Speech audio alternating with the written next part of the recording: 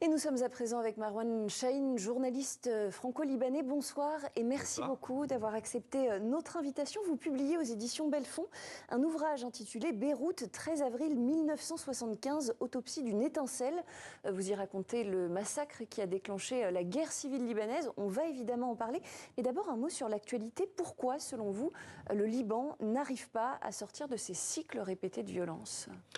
Alors, je ne sais pas si c'est le Liban qui n'arrive pas à sortir de ces cycles répétés de violence ou son emplacement régional. Parce qu'en fait, si on parle de la guerre de 75 ou de la guerre actuelle, il y a un protagoniste direct ou indirect qui est Israël. Parce qu'en fait, la guerre de 75, c'est une guerre qui se noue entre Libanais, qui est une guerre civile, mais autour de la question palestinienne. Et pourquoi il y a des réfugiés palestiniens au Liban?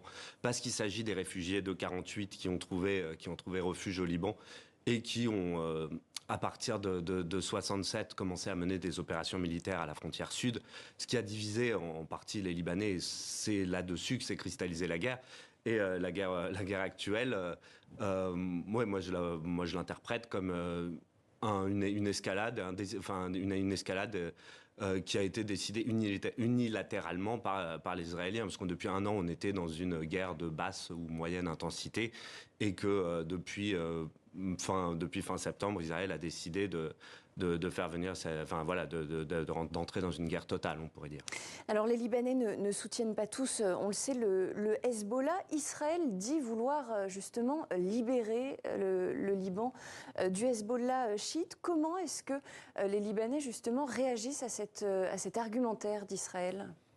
Ouais, ils ne sont pas dupes en fait, parce que certes, les Libanais et de toutes les communautés, y compris de la communauté chiite, sont critiques et parfois très critiques du Hezbollah. Le fait est que actuellement, on est dans une situation de guerre avec un pays étranger qui frappe principalement le Hezbollah, mais qui en fait ne fait pas de distinguo entre cible civile et cible militaire, puisque en réalité, comme il le disait dans le porte-parole de l'armée israélienne, le disait lui-même, ils auraient touché 1500 personnes, agents potentiels du Hezbollah, sachant qu'il y a des militaires et des non-militaires, puisque le Hezbollah n'est pas qu'une milice, mais aussi un parti politique et a aussi un rôle dans la société, mais surtout qu'il y a environ 2500 morts au Liban. Donc voilà, je vous laisse faire le calcul. En réalité, il y a beaucoup de civils qui sont tués.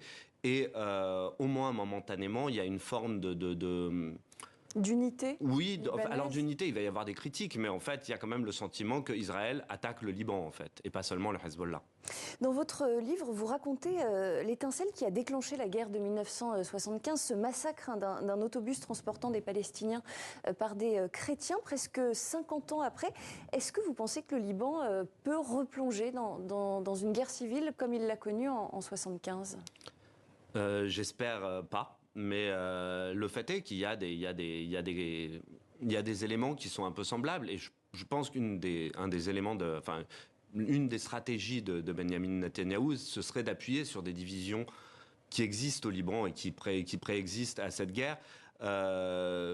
J'espère que les Libanais sauront tirer des leçons du passé et ne reproduiront pas les mêmes erreurs.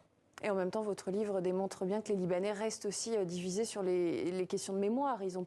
Les Libanais ne font pas tous la même lecture des événements passés. Oui, c'est très juste. Et c'est aussi pour ça que j'ai écrit ce livre comme une tentative d'écrire un récit qui pourrait justement servir de base pour une mémoire nationale. Et mon initiative est pas unique. Il y a plein de gens qui œuvrent à ça. Les manifestants qui sont descendus en 2019 dans la rue avaient aussi ce projet de créer du commun au Liban. Donc ces forces-là existent et on peut que espérer qu'elles prendront le dessus sur les divisions de la société libanaise.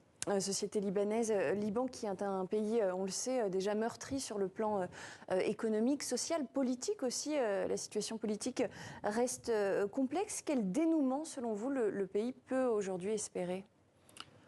Ce qu'il peut espérer, c'est déjà un cessez-le-feu, et pour ça, il faut qu'il y ait une pression de la communauté internationale. C'est la seule et unique solution. Il y a une pression, en l'occurrence, de la communauté internationale, en très tout cas légère. Des appels qui se multiplient. Ce sont des mots, en fait. Pour l'instant, en 1982, donc déjà au cours d'une invasion israélienne, Reagan avait appelé Begin, ça avait mis 20 minutes à s'arrêter. Donc voilà, les outils sont là, le fait est qu'ils sont pas déployés, notamment de la part des États-Unis. Donc les États-Unis devraient, selon vous, aller plus loin.